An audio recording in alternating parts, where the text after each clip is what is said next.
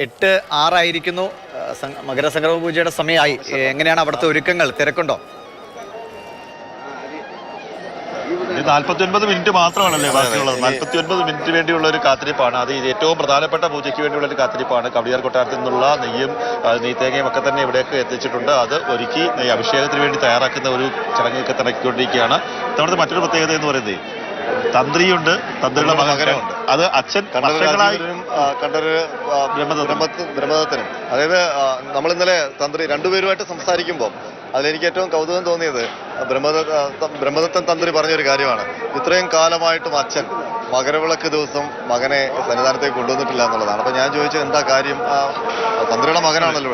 അപ്പോൾ എന്താ കാര്യം എന്നുള്ളത് കൃത്യമായിട്ട് അറിയത്തില്ല. മകരവിളക്കിന് പോകണമെന്ന് പറയുമ്പോൾ അച്ഛൻ പറയും മകരവിളക്കിന് നീ വരണ്ട, മകരവിളക്കിന് വന്നാൽ അവിടെ തിരക്കാണ്, ഞാൻ നല്ല തിരക്കിലാകും, പിന്നെ അവിടെ സന്നിധാനത്തിലും തന്ത്രിയുടെ മുറിയിലുമൊക്കെ തിരക്ക് പിടിച്ച ചടങ്ങുകളും ഒക്കെ നടക്കുകയായിരിക്കും. അപ്പോൾ ആ സമയത്ത് മകനെ അവിടെ കൊണ്ടിരുത്തി ബുദ്ധിമുട്ടിക്കേണ്ട എന്ന് കരുതിയാകും. ഏതായാലും അയ്യപ്പസ്വാമി ഇപ്പോൾ വലിയൊരു അനുഗ്രഹം അവർക്ക് നൽകിയിരിക്കുന്നു. രണ്ടുപേർക്കും ഒരുമിച്ച് ഇത്തവണ മകര സംക്രമ പൂജകൾ നടത്താനുള്ള ഒരു അവസരം ഉണ്ടാക്കിയിരിക്കുന്നു. പക്ഷേ രണ്ടുപേരും കൂടെ ഒരുമിച്ച് ക്യാമറയ്ക്ക് മുന്നിൽ വരുമെന്ന് ചോദിച്ചപ്പോൾ അതില്ല, വരില്ല എന്നാണ് ബ്രഹ്മദത്തൻ പറഞ്ഞത്. ബ്രഹ്മദത്തൻ ഭയങ്കര ക്യാമറയ്ക്ക് മുന്നിൽ വരാൻ അദ്ദേഹം പറഞ്ഞത്, ഞാൻ ആദ്യമായിട്ടാണ് പൂജ നടത്തുന്നത്, അതിന് എനിക്ക് കുറെ പ്രിപ്പറേഷൻ നടത്തേണ്ടതുണ്ട്, അതിനുവേണ്ടി ഞാൻ ആ തിരക്കിലാണ്, കുഴപ്പമില്ല, അടുത്ത വർഷം ഞാൻ വരാം എന്ന് അദ്ദേഹം പറയുകയുണ്ടായി. അതൊരു കാര്യം. ഒരു തന്ത്രി കുടുംബത്തിന്റെ കാര്യമാണെങ്കിൽ ഇവിടെ നിൽക്കുന്ന ഓരോ ഭക്തന്മാരും ഇവരൊക്കെ ഈ തിരുമുടിയായിട്ട് പോകുന്ന ഒരു കൈ അവരുടെ തലയിലാണ്, ഒരു കൈ കുഞ്ഞ് മണികണ്ഠന്മാരുടെ അവരുടെ മക്കളുടെ കൈകളിലാണ്. അവർക്ക് കൈ എടുത്ത് തൊഴാൻ സാധിക്കുന്ന പോലെ തൊഴാൻ സാധിക്കില്ല. കാര്യം അച്ഛനും മോനും കൂടെ പോകുന്നത്. കഴിഞ്ഞ ദിവസം തൊട്ട് ഞാൻ കാണുന്നത് ഈ മകരവിളക്ക് ദിവസം ഒരുപാട് മണികണ്ഠന്മാരും കുഞ്ഞു മാളികപ്പുറങ്ങളും വരുന്നുണ്ട്. അച്ഛന്മാരുടെയും അപ്പൂപ്പന്മാരുടെയൊക്കെ കൈപിടിച്ച് അമ്മമാരുടെയൊക്കെ കൈപിടിച്ച് ഒരുപാട്.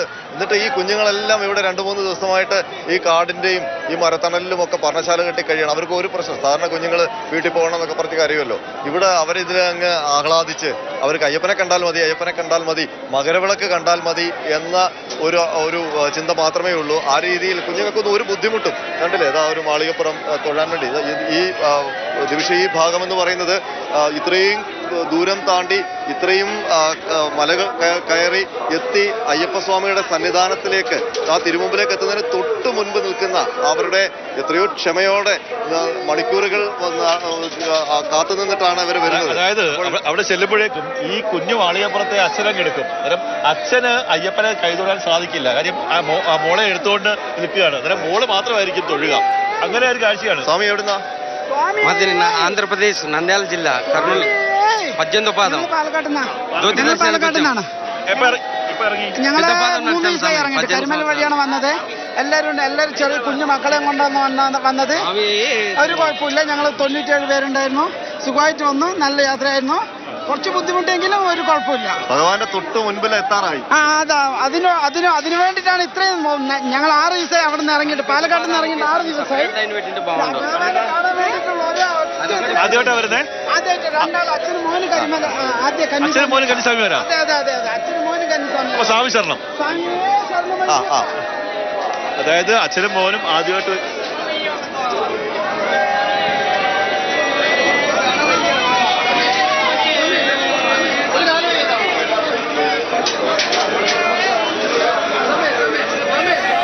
ശരി, ശബരിമലയിലെ വലിയ തിരക്കുണ്ട്.